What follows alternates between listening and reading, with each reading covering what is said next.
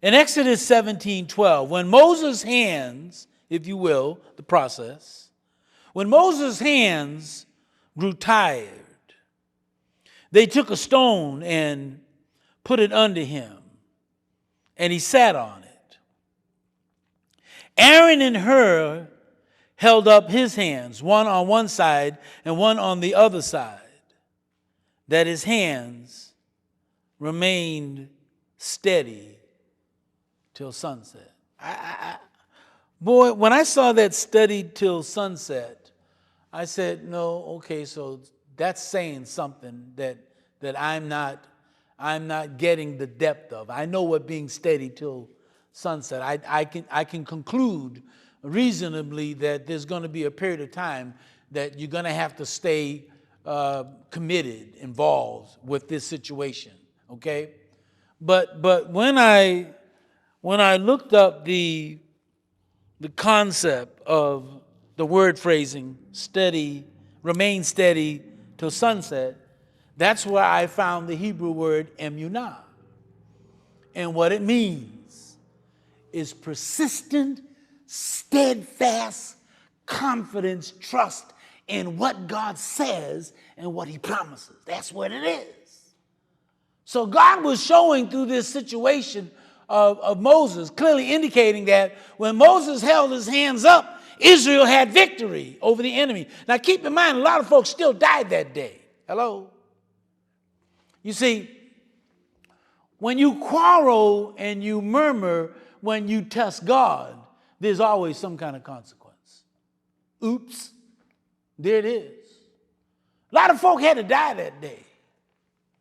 A lot of folk went through this situation because of their previous response to God. You don't go around testing God if you're wise.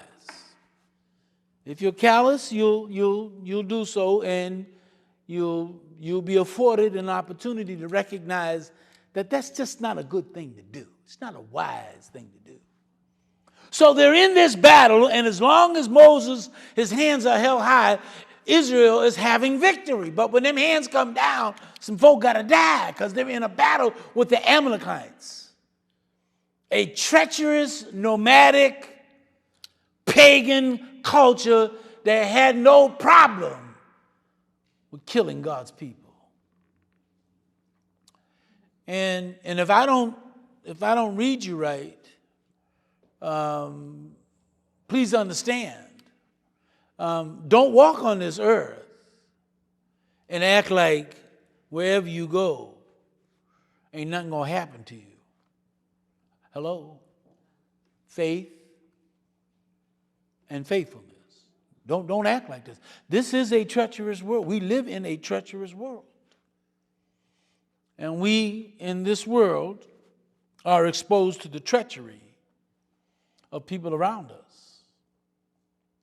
But it is evident while we walk in faith, while we are faithful, God's promises are available to us. So Aaron, Hur, and Moses, they work out God's commands, unlike before, for the situation because they were collectively in submission to God. You see how that works?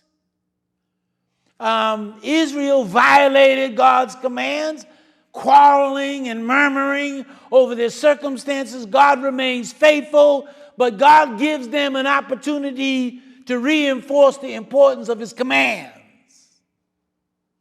And it is illustrated in this dynamic with Hur, Joshua, and Moses and Aaron in this situation. They work in perfect harmony. And as a result of working in harmony with God's commands, guess what happens? Israel gets the victory. What do you think that means for us and our families? Just think about that. If we're in harmony with God's commands, whatever comes our way, we'll be able to withstand it. And we'll get to appreciate God's intervention in our situation.